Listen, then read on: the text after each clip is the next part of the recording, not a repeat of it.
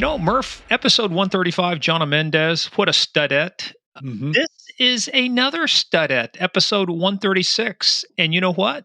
What? I'm glad to announce we have to do something dramatic. We've got, okay, everybody ready? Drum roll.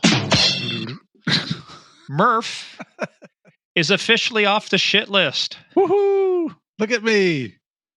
No more Miami Vice. No more Miami. You have Kyrie Domine Danes Requiem. You are officially blessed and off the list because of a requirement from Sandy Salvato, our favorite mafia queen, said that if you can get this guest, you're off the hook. But before we tell you who that guest is, guess what? Welcome back to Game of Crimes. Hey, just a couple housekeeping things before we reveal the big reveal. Apple, Spotify, hit those 5 stars. You can actually leave comments on Spotify. So please head on over there. Tell us what you think. Also, head on over to our website, gameofcrimespodcast.com for everything. We've got our book list, our merch list there. Also, follow us on social media at Game of Crimes on Twitter, Game of Crimes Podcast on Facebook and the Instagram. But where you got to be, patreon.com/Game of Crimes. We just got through doing 911. Had a couple interesting cases. Once again, we've got Q&A coming up. You can't make this shit up. Our narco-meter review, of which you are officially off the hook now. By the way, too, the last one we did with Jeremy Renner, we got a lot of good comments about that one. That was I really enjoyed that movie. My wife enjoyed it. I think your wife enjoyed it. Yep. It was a very good movie. I think he's an excellent actor.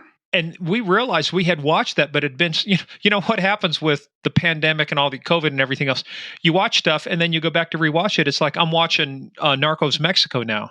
Mm-hmm. And it's like, I don't remember that happening. I don't remember that happening. It's like you get to a certain age, it's like every time you watch something, it's new all over again. Yeah. You know what? We've tried watching Narcos again and we make it through maybe the 3rd episode of season 1. It's like, yeah, I don't need to watch this again.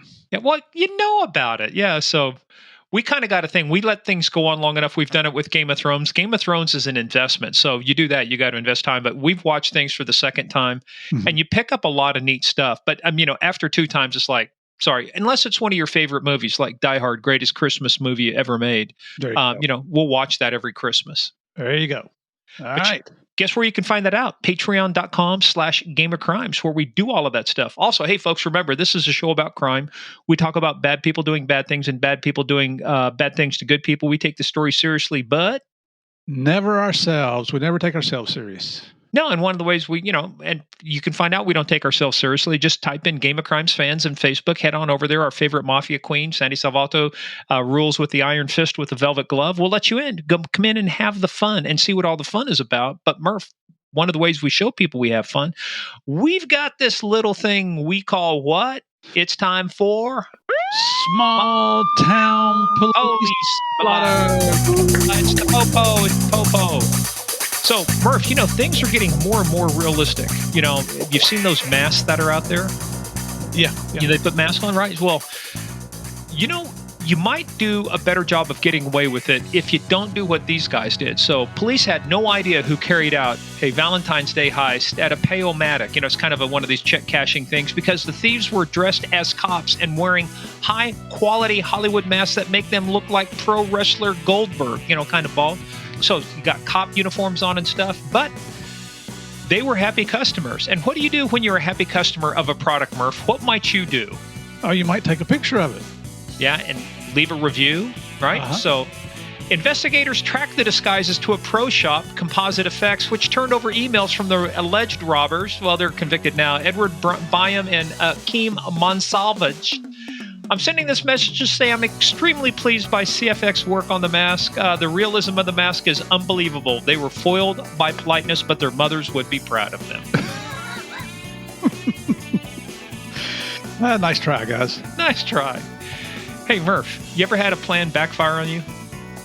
Oh, I wish I could say no, but yes, it has. Yes, it has. Well, at least you're not these two dopes, right? So if you break into somebody's house, and we've seen them do this, right? You'll break into houses and rip out copper, scrap, to sell it, right? Yep. Well, when you rip off a line that's connected to the gas line, what might you not want to have your buddy do? Light a cigarette. He lit a cigarette and blew the roof off the house. But guess what? They were able to identify him. You know how they were able to identify him? How? Because they were burned. No. Not bad, but they were burned. You know, they got their asses singed. So yeah. Oh, they survived. The flaming duo. Yes, the flaming duo was caught after doing this. So pro tip, folks, if you're going to go in and steal lines, don't smoke, you know. So far, both these stories have been comprised of rocket sciences. We got a third rocket scientist, Murph. Yeah. It does not involve meth, but it's close. So a Tennessee man ended up, you know, one of the kind of phrases we use, the slang we use, if you throw somebody in prison, you say you threw them in the joint, right? They're in the joint. Yeah. Well, this dude's in the joint because of a joint. And it's not what you think it is. So Spencer Boston, he was 20 years old, so he's old enough to know better. He was in Wilson County Court this week after being charged with simple marijuana possession. So he wasn't going to be deterred by his first charge, so he argued with the judge about legalizing the drug. Well, it's a state law. You don't get to do that. So he was blunt in his argument. I like the way the paper runs. So he was blunt in his argument. But guess what? Instead of just expressing his opinion, I'll give you two guesses, actually one guess of what this idiot did. He pulled a joint out there in court, I'll bet. He pulled a joint out in court and began puffing away at it in front of Judge Haywood Berry. But he was able to get in a few tokes before they realized what was going on, and they let him from the courtroom. He was charged with disorderly conduct, another marijuana possession charge, and contempt of court. Okay, he wins. What an idiot. Well, you made your point, you know. Yeah, we'll decriminalize marijuana, but son, it ain't today. Yeah. And guess where you going? Guess where you going? You're going to the Hoochie Coochie How. So you're going forthwith. That's right. Without delay. So without delay, let's get into our episode because Murph, you have redeemed yourself. I will give you credit. You were given a challenge. The gauntlet was thrown down. You picked it up, you carried it, and you have delivered. And it was an honor too. So today's guest is Miss June Hawkins. And if you recognize that name, but you don't remember where, if you've seen the Griselda series on Netflix, June Hawkins is the Miami police officer that's portrayed in the show. She's a real person. The actress that portrayed her did an excellent job. It took us a little bit of time to catch up with her and everything, but worked out. And I mean, you want to listen not only to this episode, but next week's episode, because it might be the son of June Hawkins. And I'm not going to tell you more about that right now because you'll be surprised at what that young man has done with his life. But June was gracious enough to give us her time, tell the story. She's very blunt. She doesn't take things personal. Some of the things she's going to say might shock you a little bit.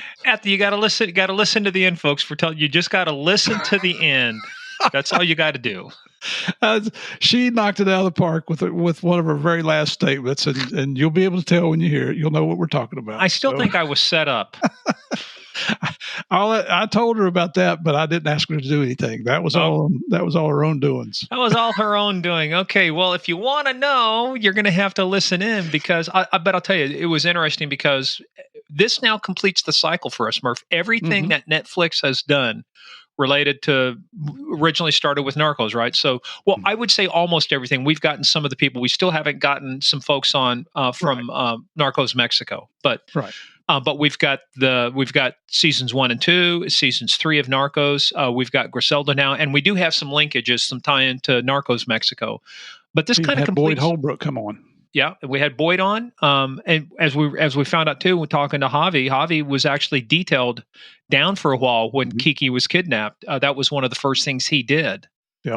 And we'd love to get Jaime Kuykendall on, so we'll have to see. I know that's something we've tried to do, but again, as you can see, the finger and the other thing too that's interesting is the same people involved in Narcos and Narcos Mexico are also involved in Griselda.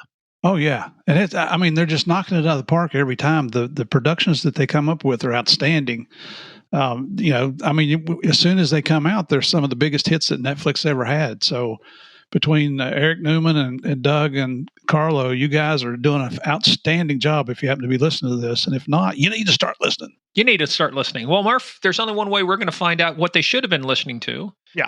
And that's for me to ask you, are you ready to play the biggest, baddest, most dangerous game of all, the Game of Crimes? Oh, yeah. This one's a lot of fun, everybody. So get in, sit down, shut up, and hold on. Here comes the real June Hawkins.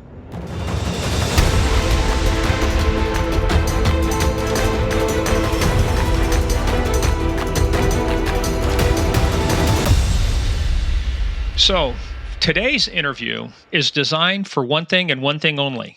It's to get Murph out of the doghouse. And I don't know if you know this. We'll tell you about our guest here in a second. Murph, and you're going to be involved in this too, our next guest, in a minute. We're going to talk about the narco-meter, where we rank movies and documentaries on three things: authenticity, accuracy, and believability. We reviewed the movie Miami Vice, not the original series, the movie, and it was a stinker. Oh, and Murph has been in the doghouse ever since. And our favorite mafia queen, Sandy Salvato, said, your salvation, get you out of there permanently, is to get our next guest. So Murph, I'm going to let you tell the story. That's right. That's right. So this is my redemption right here. And a lot of you have seen the new Griselda show, the 6-episode series. It's on Netflix about Griselda Blanco, and you've heard Morgan and I talk about her. She was, well, you're going to learn all about her today, so I don't want to tell you who she is. But in that movie, there's a retired Miami police officer named June Hawkins. And as soon as people saw Griselda, they started writing into us and saying, Murphy, if you want out of the bag, get June on the show. So that's our pleasure to introduce Miss June, the real Miss June Hawkins, on today's episode of Game of Crimes. June, welcome. Well, thank you. Thank you. No, it's a pleasure to be here.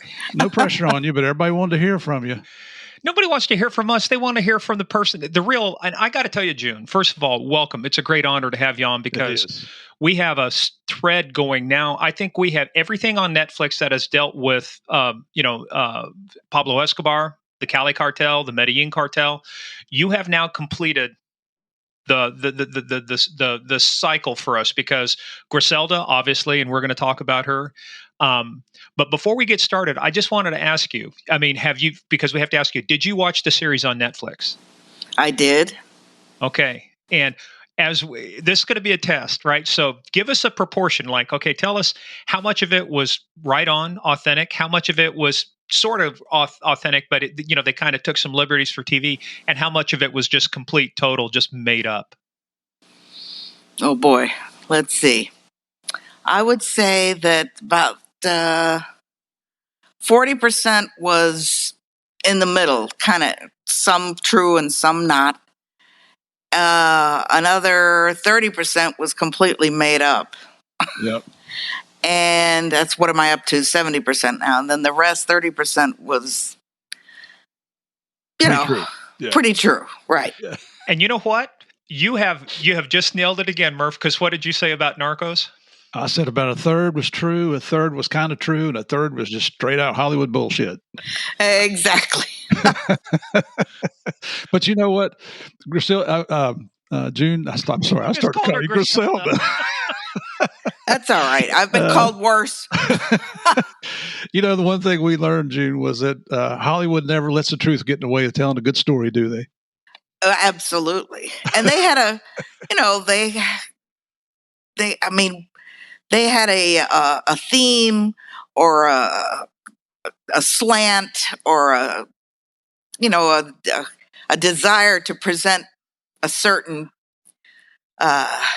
spin.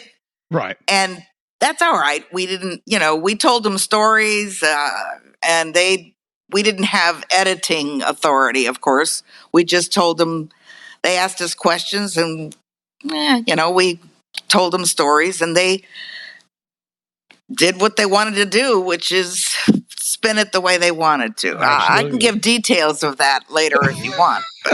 Oh, no, we're going to get into it. Yeah. So you dealt with Eric Newman, Carlo Bernard, and Doug Myro, right? Right. Yeah. You know what those guys were? They were Doug and Carlo were the original two writers on Narcos season 1. And Eric, he's the overall executive producer. So it's interesting to see all these years later, they're still working together and creating successful series. Yeah, we spent a lot of time with Doug mostly, and also, of course, I did spent a lot of time with the actress, Juliana, and she, hours of conversations on the phone. Wow. Well, yeah, because I was telling Murph before we got on, because the other thing too is I watched the little documentary on Griselda that was on Fox Nation because I was looking for all of these different things. And, I'm a little pissed because you were central, you were key to this. And I get that DA had a role, but it's like everything that went on in Miami, you were part and parcel of. I mean, you were there for, everything that was going on. And they only had 2 small clips of you in an interview, in that series. So I've told Murphy, I was a little pissed off because there was another one too on El Chapo, and we know the guys who caught El Chapo, but yet there was somebody else there who took, who seemed to take credit for it. So we this was just our shout out to you to say, look, that's why we wanted you to get the real story. We see all this other stuff, but today is the real story. But before we get into the real story, June, we always do this thing. Think of ours, Cosa Nostra, think of ours. How did you get started in this profession we call law enforcement? And I can guarantee you when you started, Miami Vice wasn't even on TV. So don't tell me it was Miami Vice. No. She is Miami Vice. It's in 1975, well, it was the latter part of 74. I was working at a restaurant as a Girl Friday, bookkeeper, you name it. It was called the Studio Restaurant in Miami. And I was in the process of divorcing my son's father. It was an amicable divorce. We just, we married too young, et cetera, et cetera. Anyway, and I realized that I had originally gone to Florida State University as an art major, would you believe? But, I had a kid. I had a little boy that I now had to think of. So I needed to find a job that was stable. And I went out with, believe it or not, a fireman. I don't remember his name. It was only one time, and we were talking, and I was telling him about, I can't, this is a dead end job. I can't, blah, blah, blah, blah. And he said, why don't you apply with the county? Actually, I worked for Miami-Dade Police, the sheriff's department. And I said, what do you mean? Because I didn't know that they could hire women, So anyway, that's how I wound up applying. And I took the test for dispatcher, correctional officer, police officer, everything. And the one that paid the most was police officer. So when I passed all that, that's how I went in and further, whatever other steps, which I don't remember, I took. That's how I wound up going into police work, because I needed to have an income where I wouldn't depend on anybody else, for a job. I needed to have something that I could be the breadwinner. When you applied and when you got on, this is obviously I started in 82. Murph, when did you start? 1870 what? I rode my horse over to the police station and put an application in. That was 1975. Yeah. Yeah, so I graduated from the police academy in March of 75. Hey, all right. So June, when you got in, this had to be a time, and I can tell you, when I was a trooper, when I went through in 1984, my second academy, I started off as a cop and then it went to the state patrol. It was only our third female in the history of the patrol since 1937. So we had her in our class, Jackie Railton. When you got on, it probably wasn't that common, right? Women were not common as police officers in the mid-70s in Miami-Dade? Absolutely not. It was a new phenomenon. And I think perhaps, I'm just guessing, that it was part of the whole, push to not discriminate, et cetera. And there were, in our academy class, about, I'm guessing now because I don't remember exactly, it's been many, many years, probably about 8 or 9 of us, females. And the only 4 of us made it through. And I actually got a highest recruit award voted by my fellow classmates. Now, mind you, I was divorcing. I had a kid. My mother, I had told her, stay out, don't work, Mom, stay home, take care of Eric. so that I can go to the night firing and all the crazy things that we were doing during the academy. And she did. So, I had the home covered as far as that went. And I wound up, I killed myself. I mean, working, I needed the job. I was supporting my family. And so I would have done anything. But I went, we had to keep certain kind of books and notebooks and records. Well, we had to get up at, crack of dawn. I had to drive. And I went through a little bit of hazing, during the academy. I remember we had a gun inspection. We were out at the firing range at Tamiami Trail. And one of the instructors, they stand there and they stick their little tool inside your gun to see if you've cleaned it properly. And of course, you never did, according to them. And the guy cleans my barrel and he wipes whatever he got out of there on my shirt across. That would not have happened today. My God, they'd be suing him. But, and you had to stand with your eyes straight forward and not budge and not move, And then they told me, oh, you have to go get the donuts for everybody without reimbursement or anything. So I did. I was not going to let them see me sweat, forget it. So those were just little things that happened that, you just rolled with it. I wasn't going to complain at all. Now, when you were talking about getting hazed, do you think you got hazed because you were a recruit, or do you think you got hazing extra attention because you were a female recruit? Because I was a female recruit. Maybe they would deny that, but females were new. So they were poking us to see what we would tolerate and what we could handle if we'd break down and cry, I guess, or whatever. But I think it was because I was a female and we were, it was a new phenomenon. Let's see how much they can handle. So let's see if we can kind of poke them a little bit and see if they can take it, kind of a thing. Now, it doesn't mean they didn't mess with some of the males, but yeah, I got a little bit more attention than what probably if I'd have been a male. Yeah. And you kind of answered one of the questions too. So you were able to go home at night. So on average, how many hours of sleep do you think you were getting a night during the academy? Probably 5. Wow. Yeah. And mind you, I'd go home and, you had homework to do and you had all kinds of stuff that you had to do for the academy stuff. But I had to go home, do laundry, go over. My son was in kindergarten.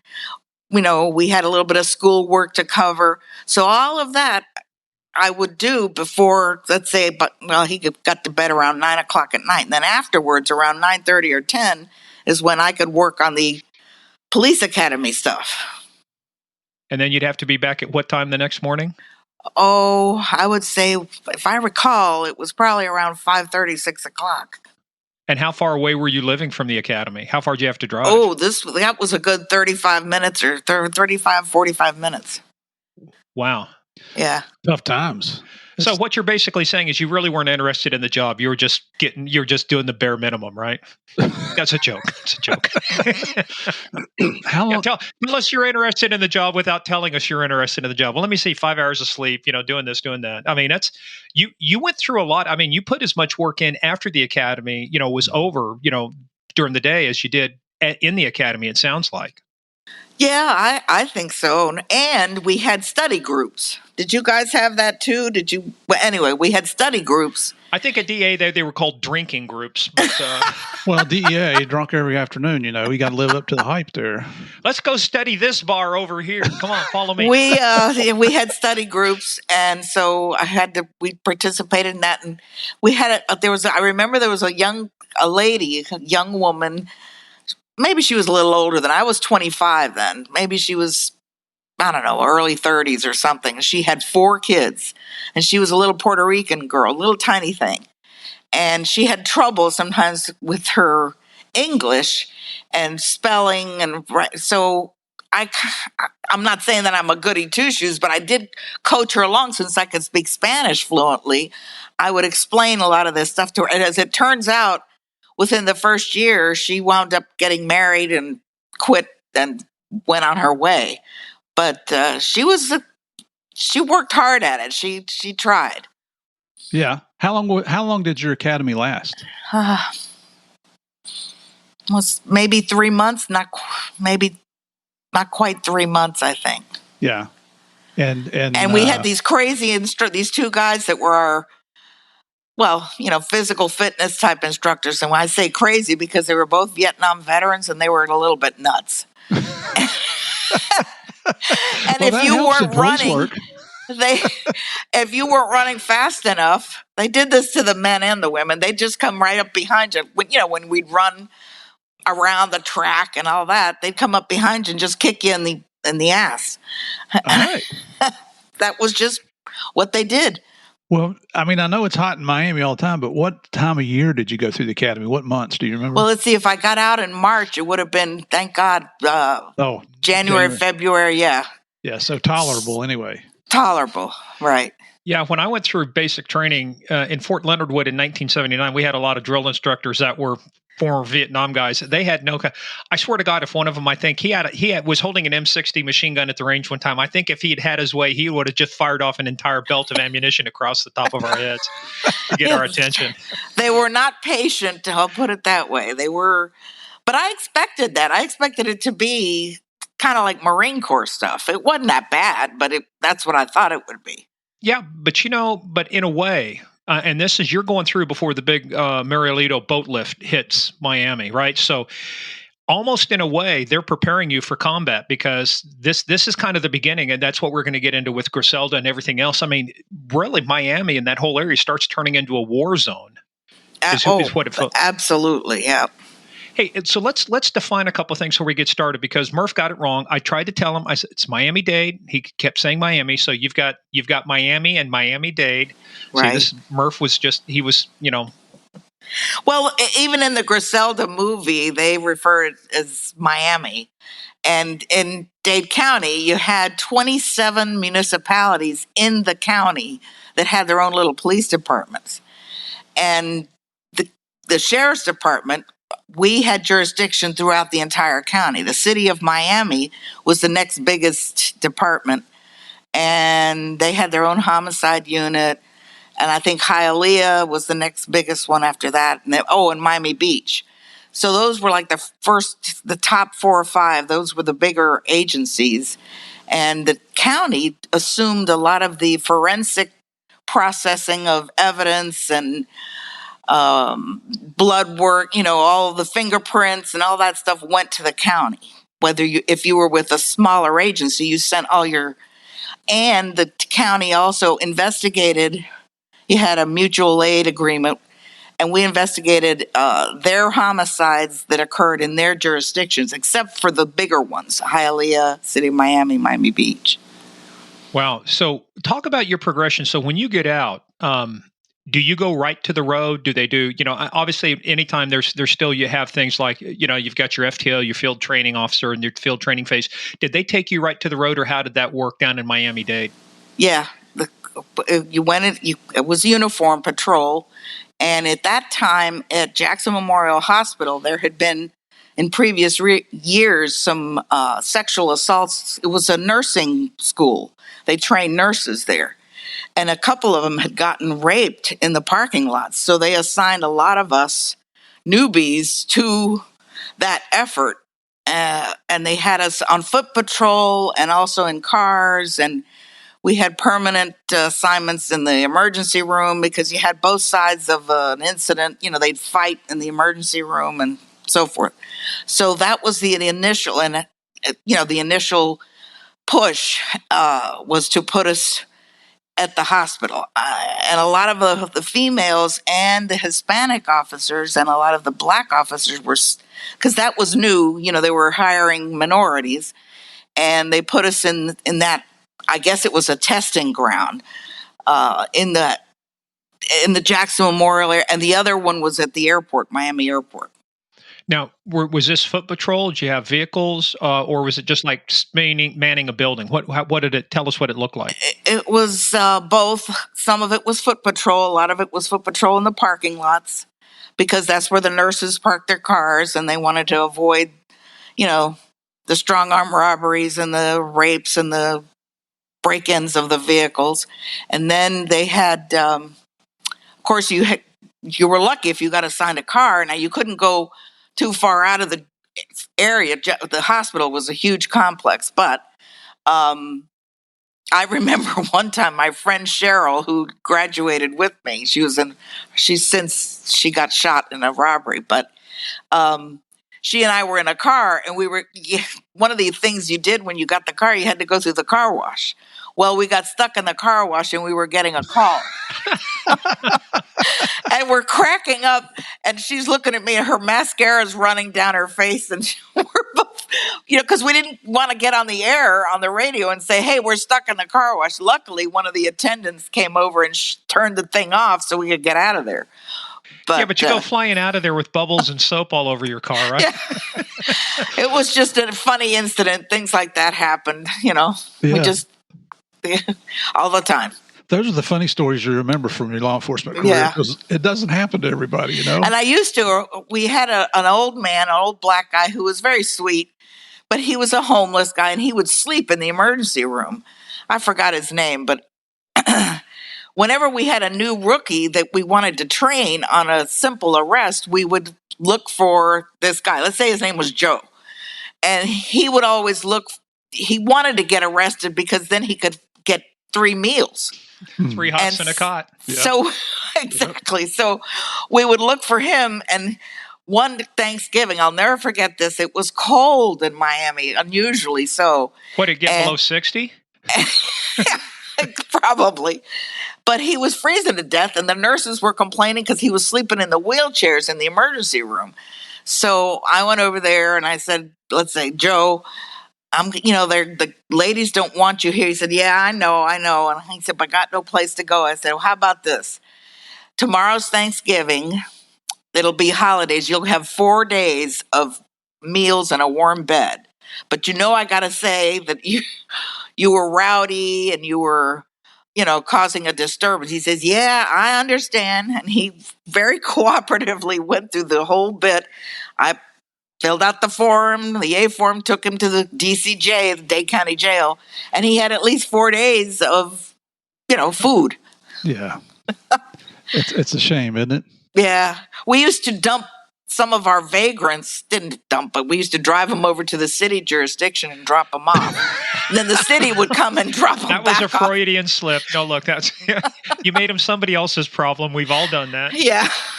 Oh, that's hilarious. When I was a city cop back in the 70s, I was in West Virginia, a little town called Bluefield, and there was a Bluefield, West Virginia, and a Bluefield, Virginia. And if it was close to shift change and you had somebody that you couldn't let go that had to go to jail, they might end up in front of the police station in Bluefield, Virginia. I think we've all done that. I bet you across the nation, people, cops have done that all over. I can tell you the number of times when I was a state trooper, seeing shit at the county lines where one sheriff's office would drive just far enough over the county line, guy gets out of the car, and they're like, see ya. Yep. Right. And they take off. They take off. Yeah. Yeah. Hey, so, but you talked about that there was a rapist and stuff going on. Was that case ever solved? Were you able to make any arrests on those, serious offenses? Not that I'm aware of, no, because it was a county hospital inside of the city, and so probably the incidents or the subjects that were doing those rapes probably lived in the city of Miami. I don't know if anything was ever done with those cases. I really don't. So, but when you were out there patrolling, did you guys make any, felony arrests? Were you able to make some arrests on some serious crimes, people targeting nurses or anything like that? I don't believe so. I don't think that we made arrests, but not necessarily tailored to those rapes that had occurred. We just made the routine, mopery-dopery, or the guy that's drunk, or the DUI guy that hit a post or whatever. Yeah. So how long were you out there before you got to move on to, patrol in other areas? I was there, I bet it was 2 years. Yeah, roughly 2 years. And then I got transferred along with several other people to, in my case, to the what we call the Southwest District, Kendall District. And that was a more normal residential, highway type of thing, uh, houses. It was a normal type of, we had businesses along US 1 that we had to patrol. But I remember our border of the Southwest District met up with the South District. It was 152nd Street was the dividing line. And one night, I was on midnights. Of course, all rookies wind up on midnights. And I got a flat tire, so I took my signal on the air. And I had to climb into the trunk because I'm short. I'm not real big.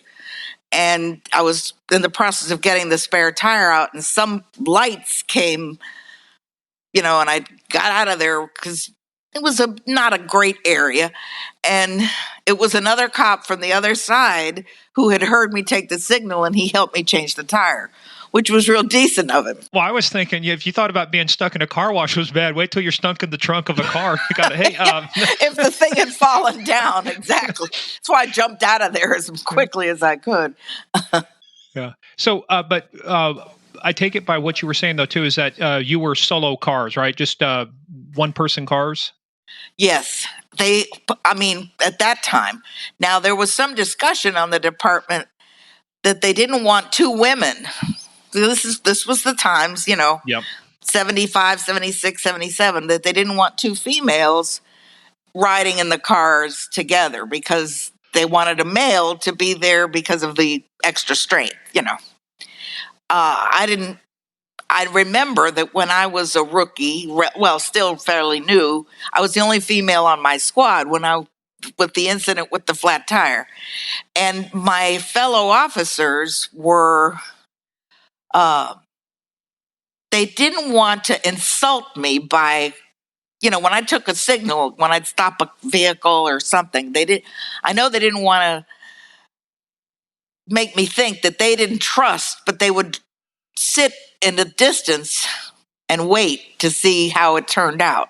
Now, that's a normal thing as a courtesy to do for officers, but they kind of babysat me without me asking for help, Yeah, but that, like you said, that's typical things. Even when no matter what jurisdiction you're in, if you had somebody stop a vehicle close enough, you always wanted to go out there and at least be a backup to somebody. It's kind of like, hey, I'm here if you need me. I remember, like I said, as a state trooper, driving through areas, going into Wichita or whatever for court hearings or big stuff. But you drive by agencies you've never met anybody before, but they'd be on a traffic stop and you'd still pull over and hey, just here until it's over, right? And that's what our supervisors, the sergeants, would say. If you hear one of you, whether it's this squad or another, take a signal. A 19 was a traffic stop for us.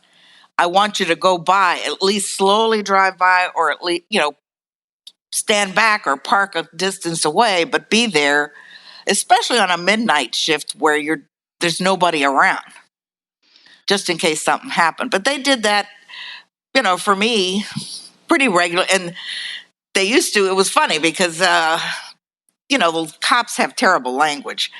And no shit, really? What the hell do you mean? And whenever we would stop some, knucklehead and we'd be talking to him, the guy would start, F this and F that. They'd smack him and say, hey, there's a lady present. And then, in the squad room, they were F this and F that, but they wouldn't allow the bad guy to say that in front of me. Well, let me pull a Dr. Phil on you and say, well, how did that make you feel? I mean, did you feel like they were being overprotective? Did you feel like, hey, they're they're my shift mates, they're just having my back, or did you feel like? Yeah, I didn't take offense to that. I thought it was kind of silly that they would, but I didn't care. They were being like kind of big brothers. You know what could have been worse, though? Think about this. On the other hand, it could have been to where they say, hey, we hope you fail. Nobody's going to back you up. If you're out there on your own. You Exactly. get into trouble, we're not going to be around. I mean, it could have been worse. I'm glad to see at least they were looking out for you and in for that aspect. that time and that era and those men and that mentality, that was pretty good. That they were accepting, maybe reluctantly, but they kind of were feeling their way through. Well, we want to kind of back her up, but we don't want to make her think that we don't trust her. And, it was, so I knew they were kind of struggling with what the hell do we do with a female, so. Yeah, kind of goes back to the old, it's like a military, but it's also a cop saying, first rule of a gunfight, bring lots of guns. Second rule, bring friends with lots of guns. So, it never hurts to have lots of friends, show up. Absolutely. I used to tell that to my son, Eric. I used to say, you're getting, because he, of course, was growing and getting bigger. And if he was beginning to get a little cocky, I would say to him, I have 10 friends that can come here and beat your ass.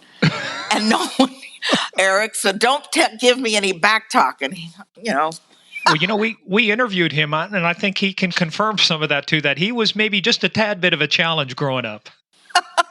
He wasn't bad at all. He was just... He was a typical boy. Just, exactly. The way kids ought to be. Exactly. And he, whenever he would ask me, there's several funny things. In those days, AIDS was... in the 80s anyway, it was kind of the scare. And one time, very innocently, he says to me, Mom, can you get AIDS from a blowjob? And I'm thinking, holy shit, what's he doing that he's asking me? He was like 14. And I didn't know. So I said, because I wanted him to always be able to ask me whatever he wanted. So I kept, my poker face on, and I went in the next day and called the medical examiner and talked to him. And I said, hey, I just got asked this question. What's the story on it? No, you have to have a cut or some open sore in your mouth and blah, blah, blah. Okay. So then I went back and told him. But those kind of things, I didn't want him to hide that from me. I had to be mother and father, Yeah. You know what? My wife was like that with our kids, and she could keep that poker face, and our two daughters. But some of the things they'd ask, I'm getting the wide eye, like, what? And you're the dad, and you're thinking, whoa.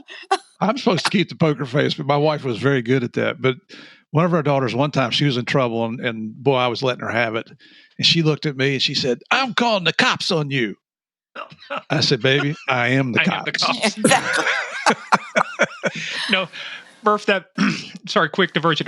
Funny story. You know how kids get. And so in June, same thing. You probably dealt with situations where there were foster kids, in other homes. And I remember showing up one time to a foster kid that they figured out that they thought they had figured out how to game the system. So I show up there, and this young lady's going, she slapped me, blah, blah. I mean, she's just playing. You can tell she's been in the system for a while. Mm-hmm. And so I'm talking to the foster parents, and you could tell that they were at their nerves were frayed. They were at their wits' end. So as I'm talking to the young lady, I said, but the parents told me something. I went back to them. I said, young lady, they're saying that you said, you want to slap me? Go ahead, slap me. I said, is that right? She goes, yeah, that's right. I told her, go ahead and slap me. I said, well, do you understand it's not an offense to hit somebody with your permission? So next time you say slap me and they do, it's not an offense. Just want you to know that. Case cleared, unfounded. I'm out of here. Exactly. QRU, no report. Yeah. Hey, well, but I want to spend our time, though, because there is a lot of material to dig into. So, I mean, people can see a lot, semi-accurately, like, say, watching the series on Netflix. But I want to start getting into, how did you start getting involved with Griselda? Because you eventually moved out of patrol. So tell us about your move out of patrol, what you move into, how much of the let's do this. Let's not keep referring to the series. We'll deal with the series at the very end. I just want to talk about you. So when you moved through, what was your next role that prepared you, or that started moving you towards being in the investigative area, where you started working narcotics and come across Griselda? So let's take that path now. Okay, so I'm working an afternoon shift, which sucked because I never got to see Eric, with Tuesdays and Wednesdays off, and Mom was still living with me. Anyway, I'm working an afternoon shift, 2 to 10. And I get a phone call from a guy by the name of Tony Prieto. And he says, "Hey, June, I'm getting promoted to sergeant." He was a detective at the time in internal affairs. And he says, "They want a Hispanic to replace me. Would you be interested? It's weekends off Monday through Friday." So I said, "Yep, I'll take it," because, the hours are. And the internal affairs section at the time had only two low-life detectives. The rest were sergeants and lieutenants. And the other detective was a big, tall black guy, real nice. And he and I we were kind of little flunkies, and we did just little. For example, a cop pulls up in an emergency call and knocks over your chain link fence because next door there's been a shooting. Then that person would sue the county to get his fence replaced. Those kind of little, stuff like that is what we handled as detectives. And or somebody would call in and complain about, "Oh, this policeman was rude to me when he gave me tickets," stuff that was non-criminal, because they didn't want detectives interviewing sergeants and lieutenants about something that was a brutality claim or something like that, because we didn't have the rank. Anyway, so I go over there, I start working in internal affairs, and they decide to redo internal affairs, and they're going to dismantle and kind of reassign people to other locations. And I lived in the south end of the county then, and they were going to send me to the northwest area of the county, which probably would have been an hour drive.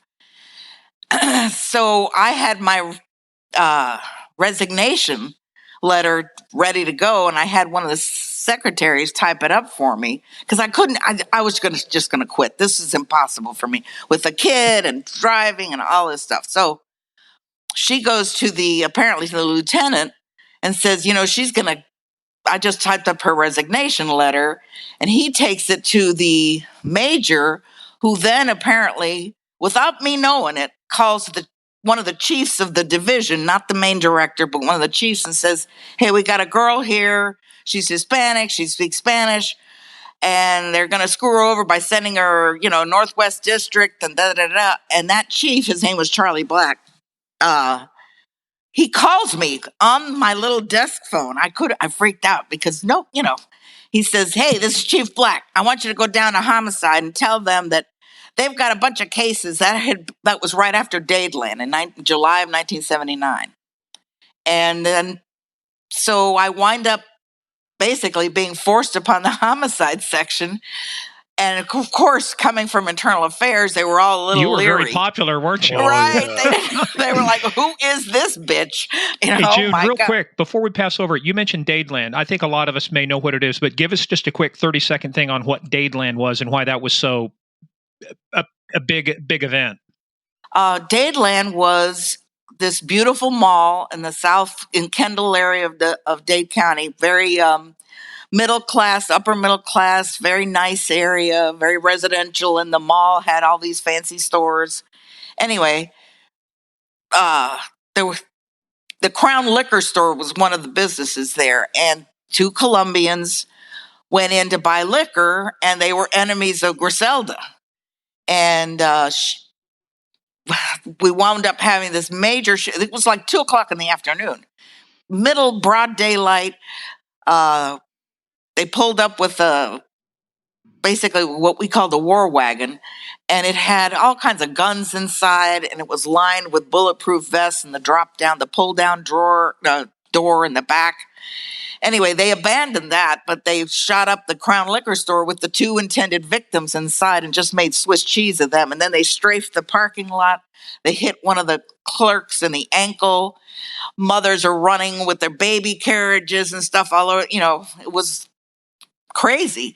And it brought a lot of attention, to the problem of the open street violence that the drug trafficking was bringing. And I wound up working. They put me in a room when I was dropped in homicide. They put me in a room down the hall that was basically a conference room. And they brought in like several big cardboard boxes full of pictures and evidence and just junk that they wanted me to make sense of. And that's how I started. We had to try to, organize who was who, photographs, this case number, these and organize it and kind of make sense of it. Why wasn't it organized to begin with? Were people just, going, just 24/7 on this? Or why was it in such a state of disarray? Part of it was that I think our own administration in the police department didn't really realize what was happening or what was coming. I think in the beginning, they just thought, okay, this is like a couple of gangs fighting each other. They didn't realize the international flavor that was going to be something that we then identified, that this wasn't just, a couple of little groups of 10 people here and 10 people there fighting over, their it's territory. Not a couple of homegrown street gangs that are fighting over a street corner, right? I don't think they picked up on that in the beginning. What year did you get dropped into homicide? What year did this start? It was 1979, right after Dadeland. Right after Dadeland. So, and you had been on how long at that point? Well, 4 years. 4 years. Okay. So, you're on 4 years. So was that getting you closer? Was that your dream job? I don't want to say pushing paper around, but getting into homicide. Where did you see yourself going in the police department? Originally, where did you want prior to that? Yeah. I didn't have a long-term. I wanted to. Of course, I enjoyed or thought I would enjoy investigations. I did want to get off of shift work, if possible, and have a relatively normal life. But I didn't plan or say my goal was to be a homicide detective or anything like that. It was just luck that I got dropped in like with a parachute into that world, and I took to it. I enjoyed it. It was one of the best jobs I ever had. It was intellectually challenging. It was very unique. Those detectives in homicide worked like dogs. And we had so many cases, and there was such an inundation of drug-related homicides, besides the regular homicides, that, they were overrun, really. They didn't have time to dedicate a whole lot of time to go through the details of what I wound up doing. This passport belongs to this guy, but he also has a driver's license that says he's from Puerto Rico, but the passport says he's Colombian. They didn't have time to do all this little detail stuff. Yeah, but that intelligence is really what is going to help you drive stuff later, understanding the tie-in. Out of your homicides, for every 100 or 10, 10 or 100 homicides, what percentage were drug-related at that point in Miami? Oh, man. Okay, let's just say out of 100, at that time, I'd say over half. Wow. It was a lot. Whether it was Colombians or Jamaicans or Cubans, or with each other or amongst themselves, there was a lot of drugs in Miami. And that generated a lot of homicides.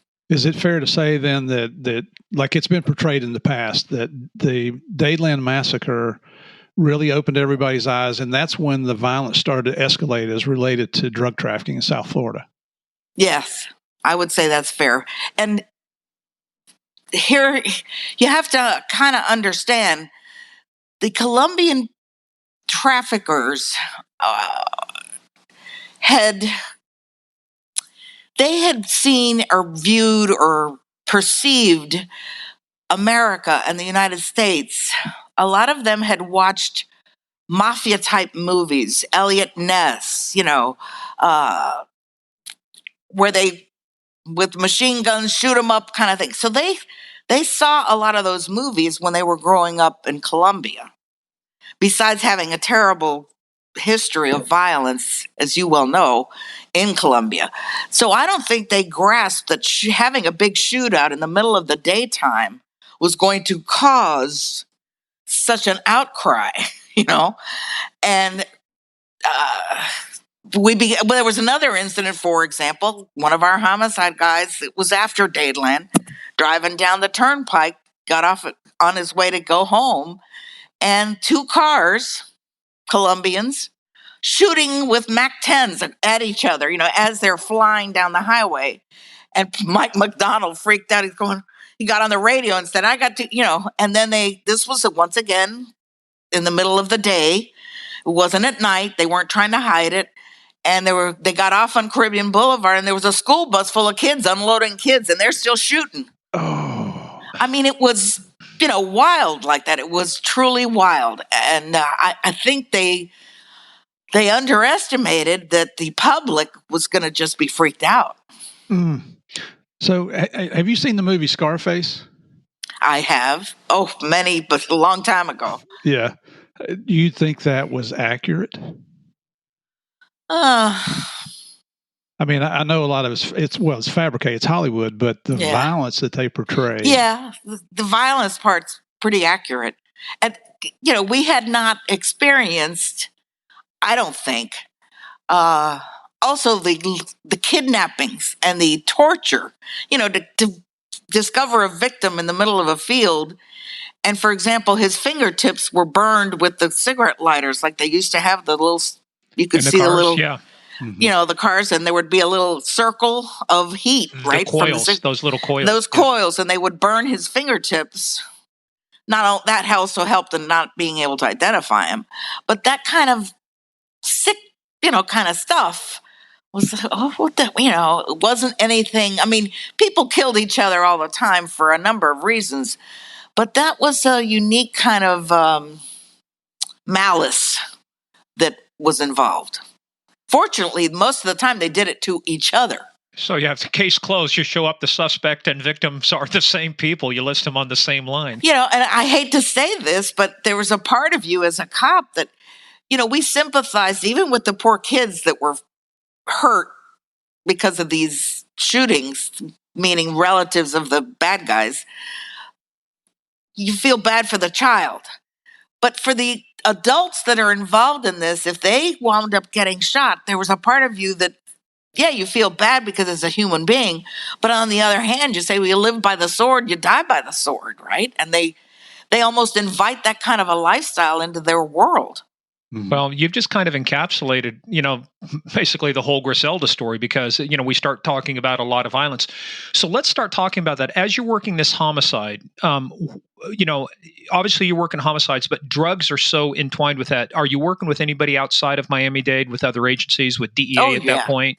Especially DEA. We had a very good relationship, and there was a DEA analyst in the Miami division whose name was Lois Goodall.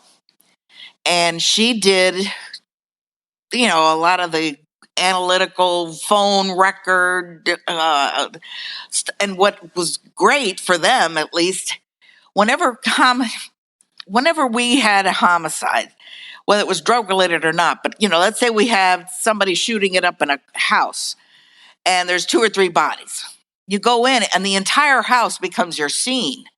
And the detectives would gather every piece of paper that they could, from leasing agreements to phone records to personal address books, everything. And they'd, put the case number in those days on a grocery bag, and that would wind up on my desk. And then I would go through a lot of those, make copies of the address books and the phone records and the leasing agreements and whatever else, and I'd send them over to Lois Goodall, and she'd put them in her system and get back to us and tell us, hey, this guy that's dead or this guy that's in this phone, he used to be in New York and he was a doper up there. And so we had a very good exchange with DEA. I remember Lois when I got to Miami in '87. She was still working then. Wow. She was excellent. She was I was her equivalent, so to speak. I think you also worked with Bobby Palumbo? Yes, my husband, basically. Al worked more with him, but yes. Yeah. I didn't get to meet Bobby until he was retired, and I was in the DEA Special Operations Division in Washington doing my headquarters time, and I took over the training unit for a couple years, and he was a contractor that worked for me. And, you meet these guys, and they're somewhat legendary, but you don't really realize. I didn't know enough about it to sit down with him and say, "Tell me all the stories." Yeah. But now, hindsight's always 20. I'm thinking, what an idiot I was. Well, now we got a perfect place to tell all those stories. It's called Game of Crimes Podcast. There you go. That's why we're going out and getting that. You should. maybe he would do an interview. Well, I reached out to him a couple of years. This is our third year of Game of Crimes, and there's something about a contract he had with HBO or whatever show he was on. He was a little hesitant, so we may have to reach out to him again and see if he feels better. It might have expired by now. Well, yeah, because if he's on Netflix, which is a competitor to HBO, it's got to. Yeah. He's a good man too. Yeah. So that's pretty much what I, in the Netflix Griselda thing, they show where I have sort of a disagreement or a little bit of an exchange with this American type Anglo detective name. I think his name in the Netflix is John. I don't remember.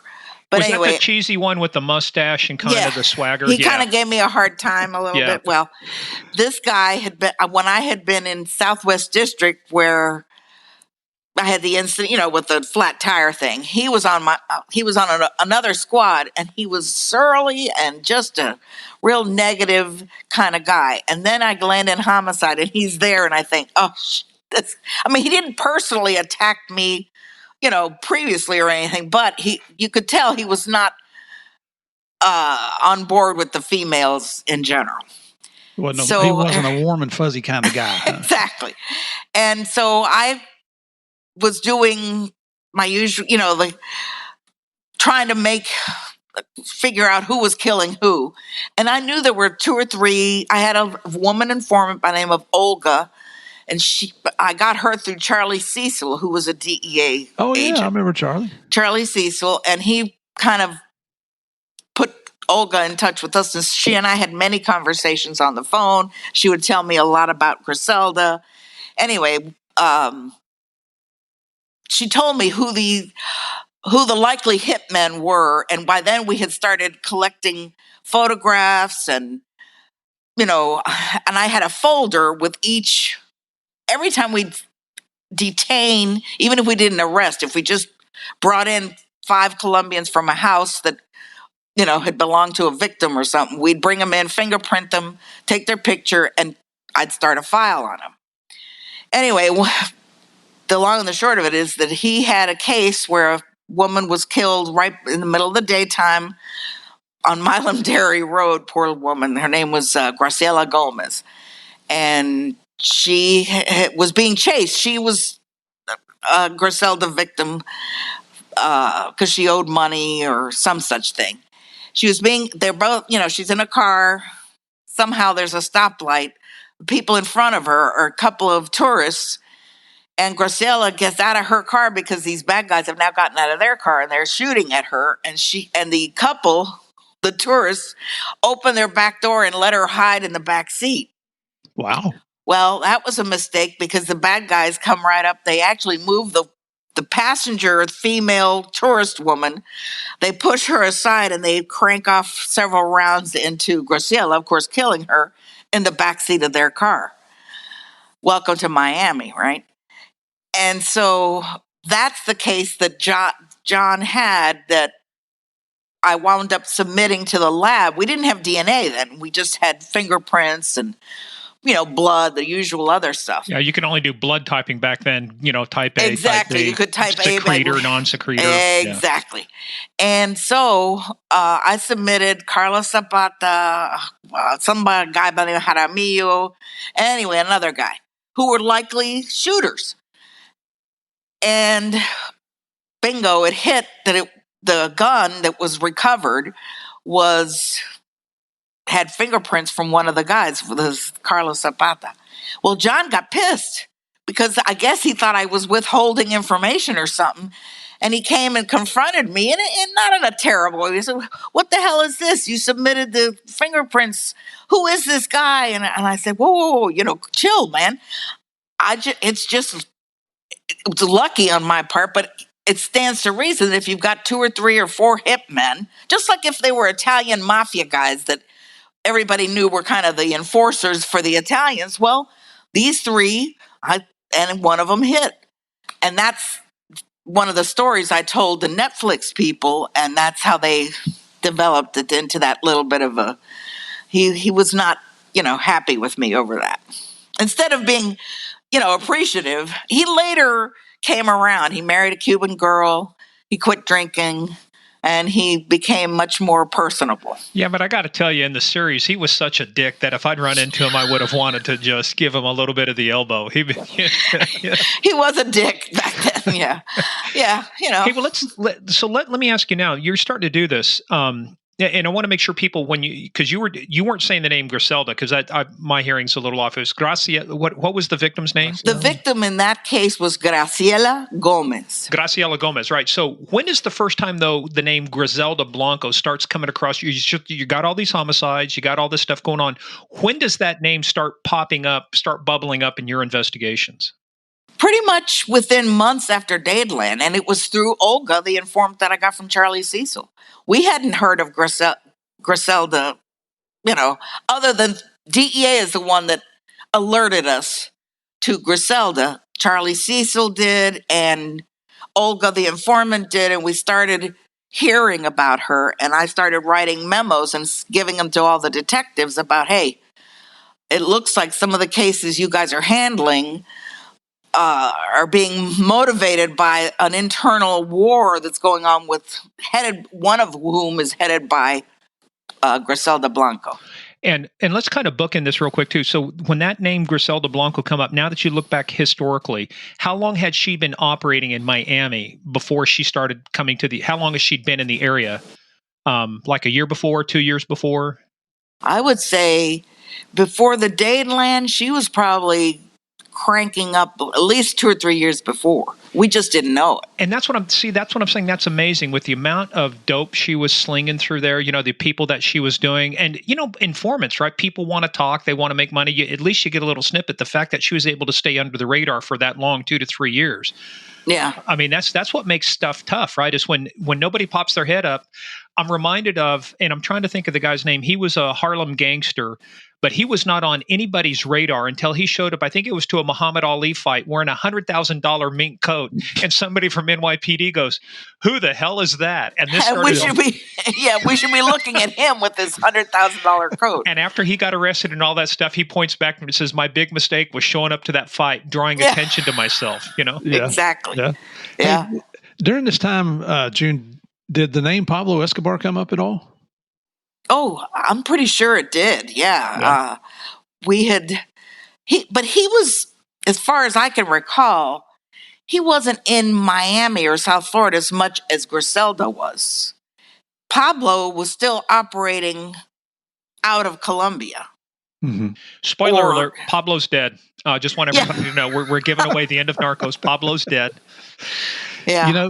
And you may remember this. I think it was mid 80s, might have been 86. But one of the DEA groups seized a house right on Miami Bay. I've seen it before they tore it down. Well, I saw it right after they tore it down. I'm sorry. We were going to do a TV show there, and it turned out it was a big hoax.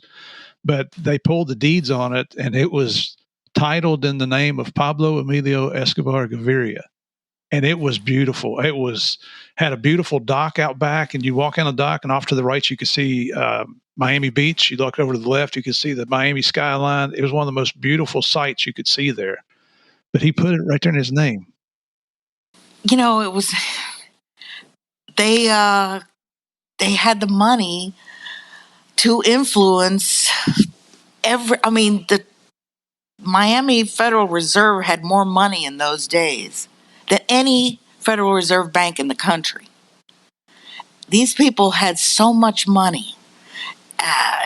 It was incredible. And they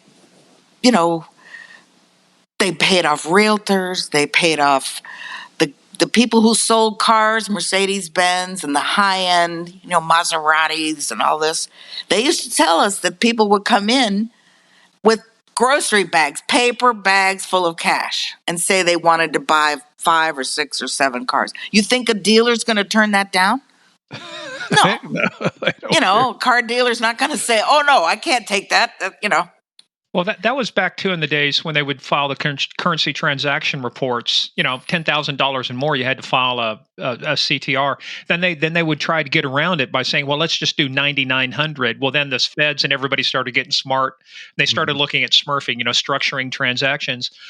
But you bring up the issue there. I have not a sensitive question, but it's a realistic question, right? With that amount of money going on, how concerned were you guys? Is that that money was finding its way into law enforcement and other areas?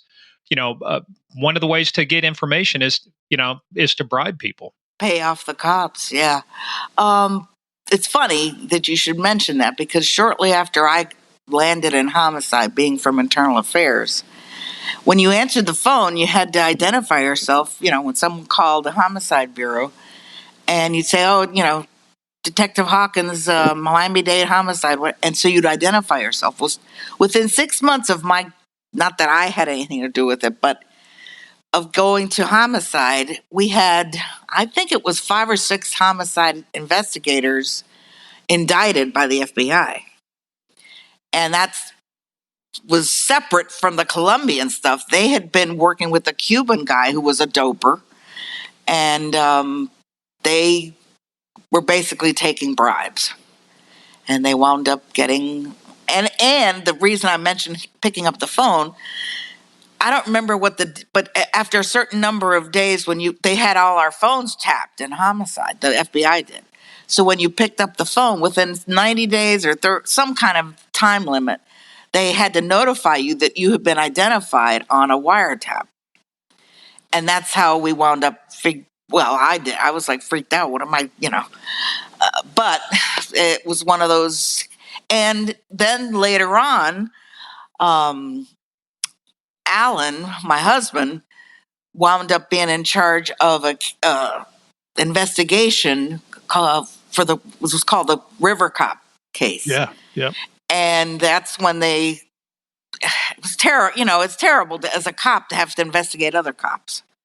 But they came to him and said, "Hey, you have to start, or we want you to be in charge of looking at these cops that we think were involved in these." Well, they wound up drowning a couple of dopers in the Miami River, and that initially started the ball rolling. That was Miami PD, right? Right. It was City of Miami.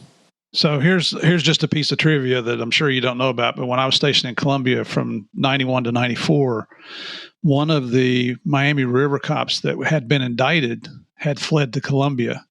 And while I was in Colombia, the Colombian cops found him, arrested him, got all the extradition paperwork done, and we transported him up to there's a military base on the east end of Puerto Rico. I can't think of the name of it, air base there. And we shipped him back. Yeah, we flew him up there and we got him out. And so he was coming back to Miami, but the marshal, and it's kind of funny. This is, love the marshals, but this is funny. So, we've got our twin engine, whatever, I forget what kind of plane we had for DEA, but it was hot there, and so we're standing under the wing because they wouldn't let you come into base or anything. And finally, here comes the marshal's plane. And it's not a C-130, but it's the one that I think they call it a Casa. That's similar to one. The back end drops down. And we're just standing under the wing. We got the guy in handcuffs, and here comes the marshals, all dressed in black, and they look like the little, kind of like Keystone Cops. Here we go.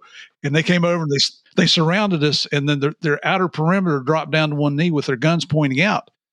And we're thinking, we're on a U.S. military base. Do they know something we don't? Yeah. Who do you think's going to come and get us? Yeah. And so the guy walks up, and the guy in charge, he walks up and he said, "Where's the prisoner?" I said, "It's the guy in handcuffs." Pretty obvious. Right. And he reaches over and grabs him, starts walking away. I'm like, whoa. Those handcuffs are accountable property. You got to put your own cuffs on there and give me mine back. Exactly. I love the marshals, man. That was just a funny story. Yeah, well, they, maybe they just weren't used. DEA and regular cops, when you're exposed day in and day out to these kind of situations, you don't sweat the small stuff, and you don't you get rid of some of that military stuff. I don't know. Maybe it's just the marshals aren't exposed to the day-to-day stuff that we did. Hey players, that is the end of part 1. Part 2 comes out, as always, on Tuesday. In the meantime, go check us out at Game of Crimes on Twitter, at Game of Crimes Podcast on Facebook and the Instagram. Also, go check out our website, gameofcrimespodcast.com. We've got a lot more information there, including our book list. Any book written by our guests will be listed there. In the meantime, go check us out also, patreon.com/Game of Crimes. It's where we put a lot more content you won't hear on our regular podcast. We go into a lot more topics, and folks, it is a lot of fun. So go check us out, patreon.com/Game of Crimes. In the meantime, everybody stay safe. We'll see you tomorrow for part 2.